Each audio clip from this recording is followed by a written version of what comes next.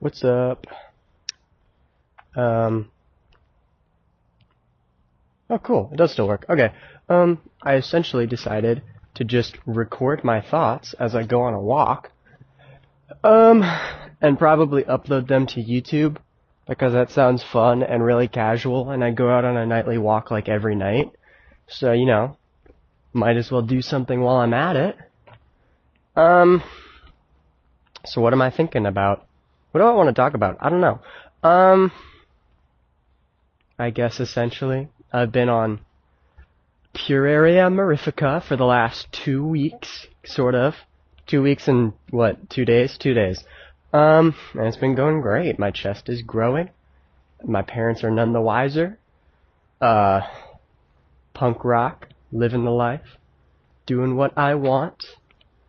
It's been great. So I guess this is really more of like an audio diary than like a podcast.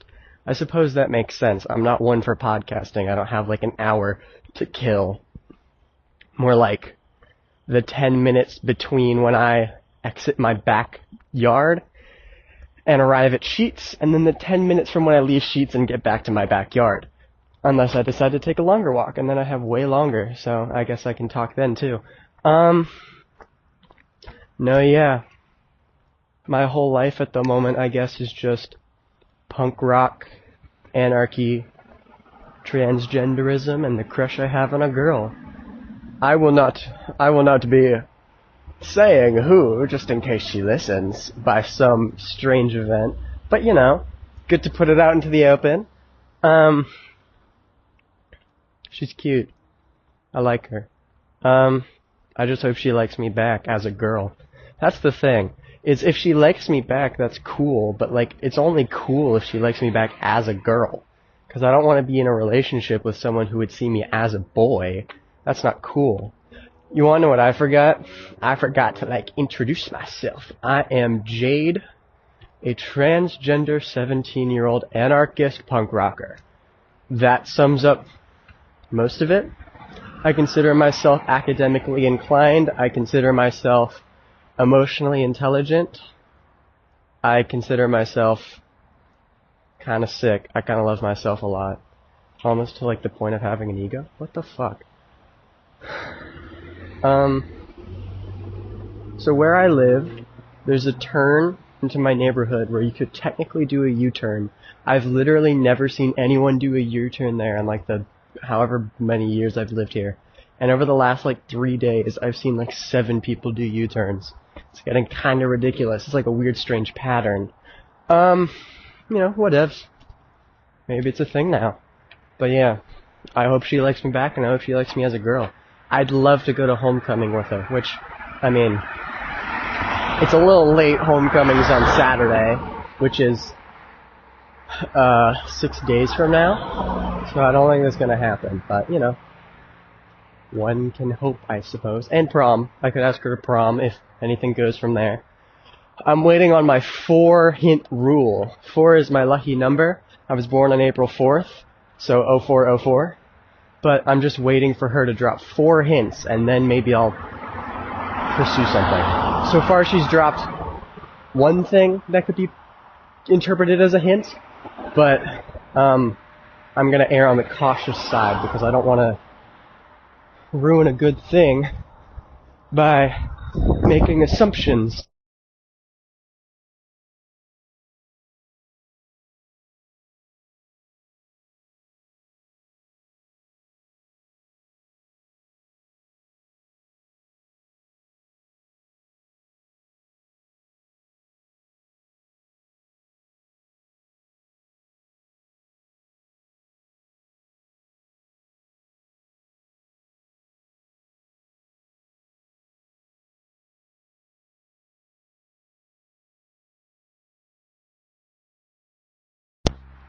So I guess that was voice memo 1, but this is now the continuation of voice memo 1. My headphones have this weird thing where if I impact the ground too hard while I'm wearing them, they just butt out. I have to imagine a component is loose or something, and it rattles and it's like a kill switch. So I've now had to switch over to a second voice memo, which is okay. I don't mind doing a second voice memo. I'm gonna edit them together and upload them probably to YouTube. No one's gonna listen, and I'm A-okay with that. It's just nice to have a record of my life, you know? I don't plan on having kids, but if I ever have kids, I can show them this. Just for sillies, just for fun. Why not? Yeah, cool stuff.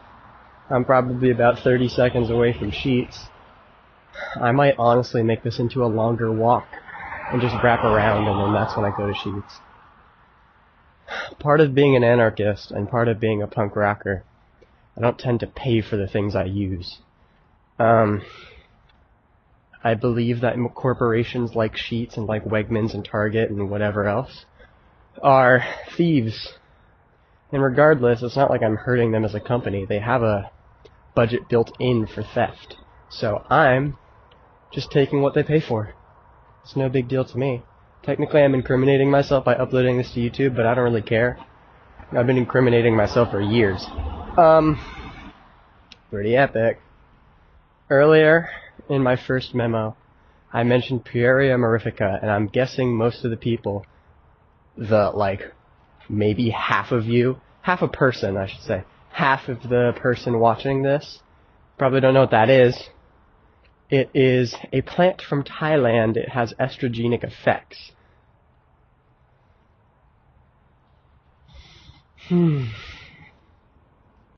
Sorry for the long pause. A guy walked in front of me on the sidewalk, and that's embarrassing, so I paused the memo. Continuing on, I don't remember what I was talking about, so I'm going to start talking about something else.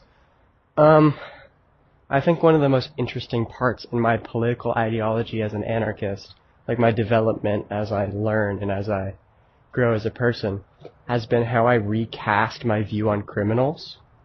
Because I was raised Presbyterian, so I was told that, thieves and beggars and poor people were probably that way because of drug usage, which is another crime that I thought was abhorrent, that's the word. And so I kind of viewed them as, lesser for a long time. And then it became an anarchist, and I was like, oh, wait a second. No, I think everyone deserves kindness and empathy and a place to live and food to eat. I was like, well, these are just people that have been forgotten by the system, you know? They didn't actually do anything. If they're addicted to drugs, it's because they had no other outlet. And if they're homeless, it's because their landlord charged too much. It's because their landlord charged anything, those bastards. And so I really had to reframe how I thought about that. And it was just it was a weird kind of catharsis. The first time I ever stole something from a store. It was like a step in a new direction almost. Where it's like, once I do this, what else will I do? And it was a weird kind of, what's the word I'm looking for? Epitome to an arc, if we're thinking about it from a fictional perspective. But I'm not a fictional person, so it's a weird way to think about it. Right now, I currently work at Noodles & Company. It's kind of the pits. I hate it there, and I really, really, really want it to burn down and to crash and fail. But, luckily for me, I'm going to get out of there. I have an interview at Wingstop. It's opening up sometime next month, I think. So I'll be switching over there, hopefully, and then I won't hate my job as much. I have friends working there.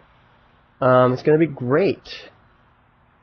And you might think, hey, isn't it counterintuitive or hypocritical for an anarchist to work a job and make a wage? No. I still live in the system we live in now. I still need money. I still need to eat. I just disagree with it while I do it. I don't think anyone should pay to eat. I think that's a bullshit system. We have plenty of food to go around. Have you heard of the cheese caves? We have enough cheese in there to feed people for 3 years and still not run out. Obviously, eating cheese every day for 3 years, I think would kill you.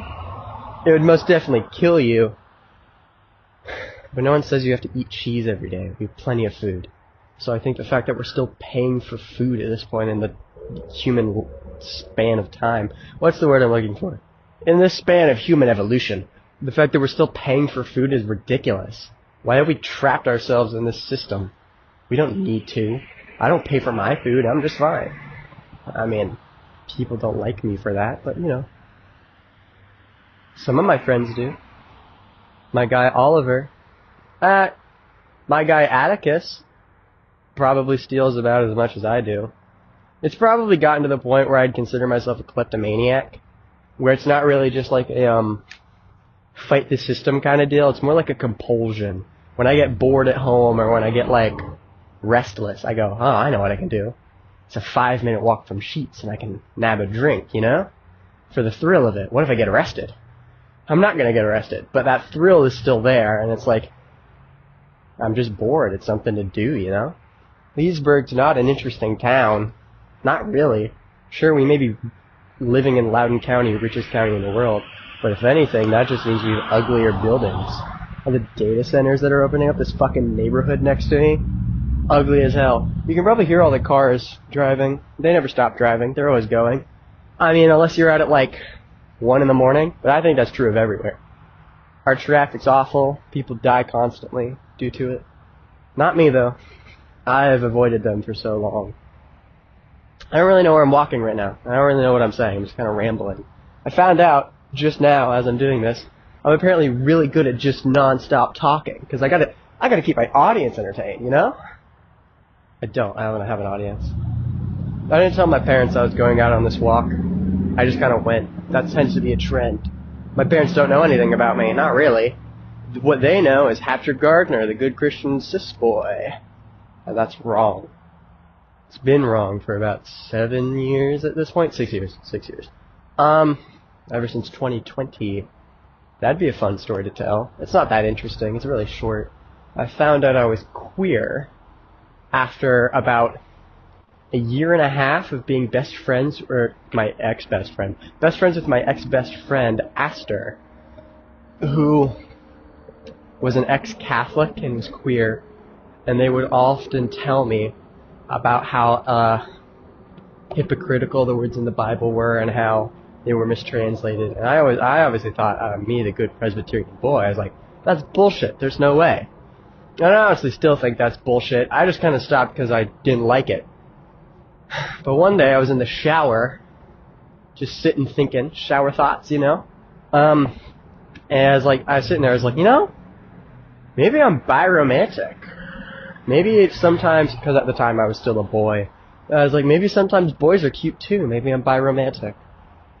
And then after that, it was just kind of a quick and easy deconstruction. I mean, I don't consider myself nostalgic or, what's the word? Someone who, like, holds on to things for very long. I don't consider myself that. I think it's pretty easy for me to let go. So it didn't take long for me to drop Christianity and just go full-on atheist. And from there, I just began exploring, you know? It's like, hey, what if I'm non-binary? What if I'm genderqueer? What if I'm gender fluid? What if I'm gay? What if whatever? Ultimately, I landed on trans woman that likes women. Trans lesbian. It's worked out so far. I think all my friends are queer. Except Caroline. She's not, but she's cool. I love her. At this stage in my life, I'm starting to apply to colleges. I'm starting to figure out what I want to do for the rest of my life. Well, I already know what I want to do for the rest of my life. I want to be a theater technician. I really love building sets, and I really love technical direction. I don't think I have control issues. Not really. I think how I've described it in the past, it bugs me when I don't know things.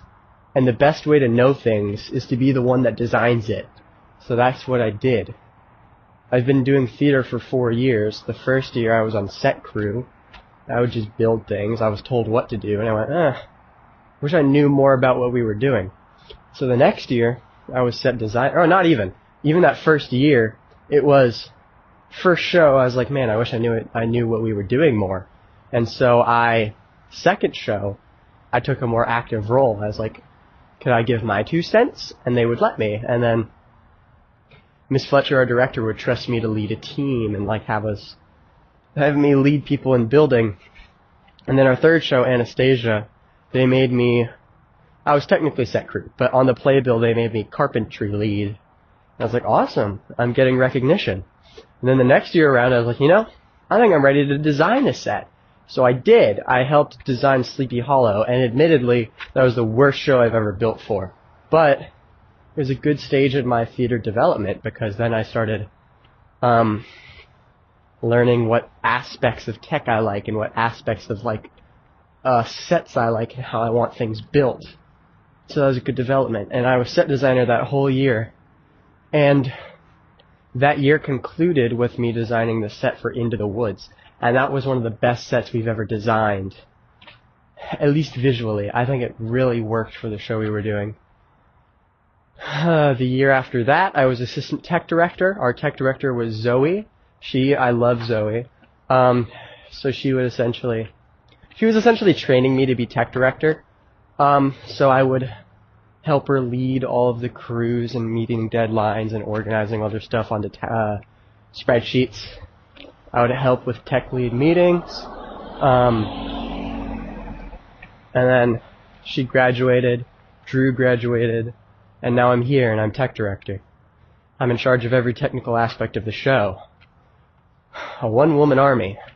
Not really. I need my leads to lead stuff. But, you know, I like learning and I like knowing. Knowledge is very important to me. Which is why I consider myself academically gifted, I suppose. I was in the gifted and talented program in elementary school through middle school. So I went through gifted kid burnout, obviously. I had like C's and D's last year. But I've kind of picked myself up this year. I have all A's and B's, 1 C, it's AP Chem, it's one of the hardest APs. So that I'm allowing myself. Nothing crazy. I really, cause I think a problem I have with society today in the wake of social media is there's been a wave of anti-intellectualism. And I can point to some very specific examples. I think the first keynote that needs to be touched on is in media, whenever there's a nerdy, quote-unquote nerdy character, he's always seen as lame or like a prude or like boring. He doesn't go to parties, he doesn't whatever, you know? He doesn't drink. I don't drink. I hate drugs. I hate drinking.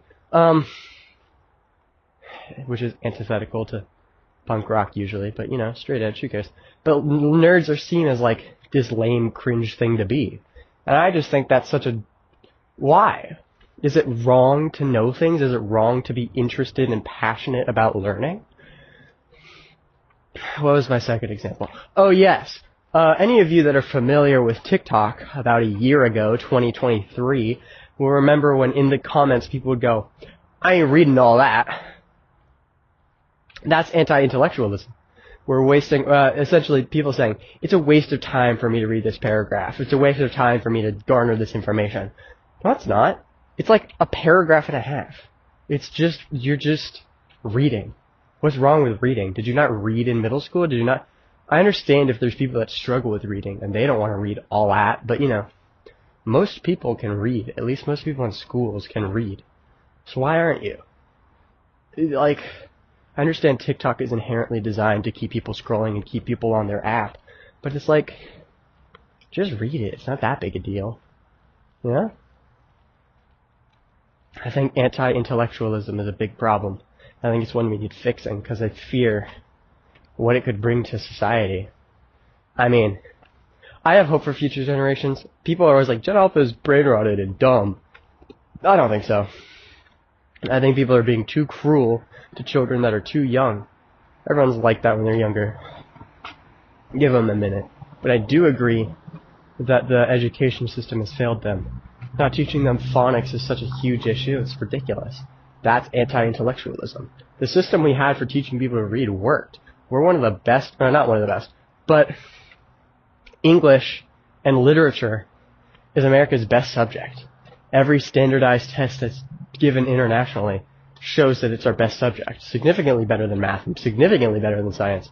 And so the fact that we're changing our system for that to something exceedingly worse is just scary. Now, what now? We're going to be bad at math, English, and science? Triple threat? I guess opposite of a triple threat? Triple weakness? I don't know. And it's just scary, you know? I wouldn't be an anarchist if I couldn't read. I wouldn't be an anarchist if I wasn't taught to think for myself. I consider individuality important, and I think my parents instilled me with that, and I think that was their biggest mistake. They wanted a good Christian conservative, and they got me. They got the wrong one.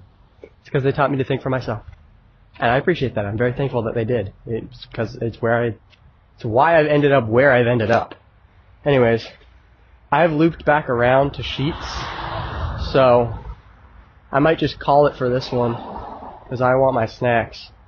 And it's been like probably 20 minutes of me talking. I'll talk some more after I get my snacks, but you know, I gotta go in and get it first. So, this will be the end of Memo 2. See y'all in like 3 minutes.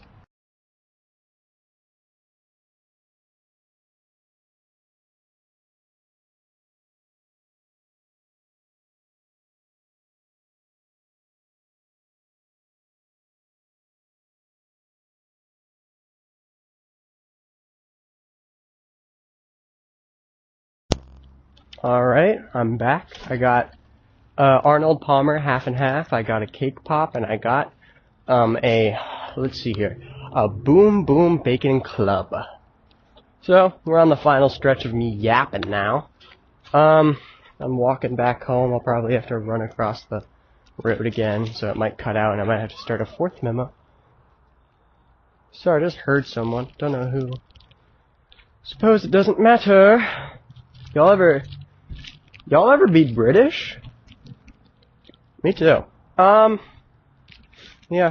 I was talking about anti-intellectualism. I'm kind of sick about talking to that. It's too sad. You wanna know what's not sad, though? Fucking Tyler, the Creator, is dropping in 8 days. I don't know if y'all are Tyler fans, because y'all don't exist yet. You're not even, like, people to me yet. But Tyler, the Creator, Chromacopia, yes please. You wanna know, I would love to see him live. I saw Childish Gambino live about a month ago. Oh my god, it was incredible. Like genuinely, I've been to like 6 or 7 concerts at this point. That was maybe the coolest one I've ever been to. I've been to one of many, many